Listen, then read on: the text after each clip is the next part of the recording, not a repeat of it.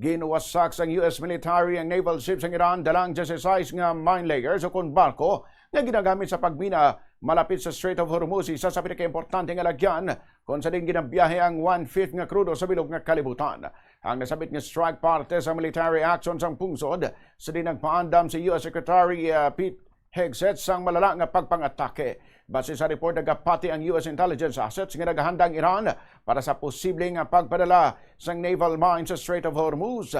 Ginkompirma naman ni US President Donald Trump nga nakita na sa mga iniing nga naguba ang pila ka mga numero sang inactive mine-laying boats kag mga barko. Samtang ginakusara naman sang Iran Ambassador to the United Nations ng Amerika kag Israel nga tuyo ang pag-target sa mga sibilyan sa diin nagpatay na sa masobra 1,300 ka matawo ila kung ginapatigayon nga airstrike halin sa nag-umpisang gera sang Pebrero 28. Sa pihag nga bahin, nagpasar naman ang United Nations Security Council sang resolusyon nga nagapanawagan sa Iran nga untaton gilayon ang ilang pag-atake sa Gulf States kaginsiling nga sila ang nagalapa sa international law kag nagatuga sang seryosong pagpamahog sa international peace and security. Ang resolution nga ginpasar sang 13 ka mga boto kag may 2 ka abstentions ang nagademand sang immediate nga pag-untat sang tanan nga atake sang Islamic Republic of Iran batok sa Bahrain, Kuwait, Oman, Qatar, Saudi Arabia, United Arab Emirates kag Jordan. So I just want to clear one thing up.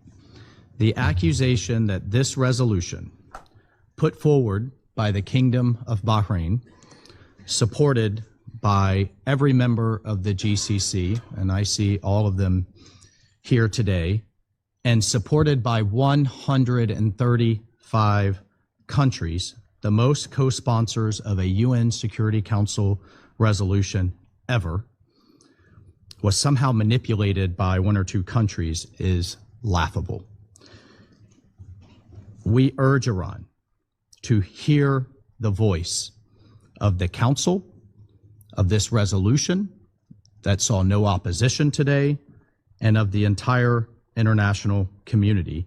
But more importantly, we urge Iran to listen to its own brave people and stop the indiscriminate attacks on civilians across the Middle East. I thank you. I will resume my function as President of the Council. The representative of Iran has asked for the floor to make a further statement. I give them the floor. I would be brief. A lot of these countries you mentioned in private tell us that they are compelled to be a co-sponsor of this resolution, and in really they are going to accept it.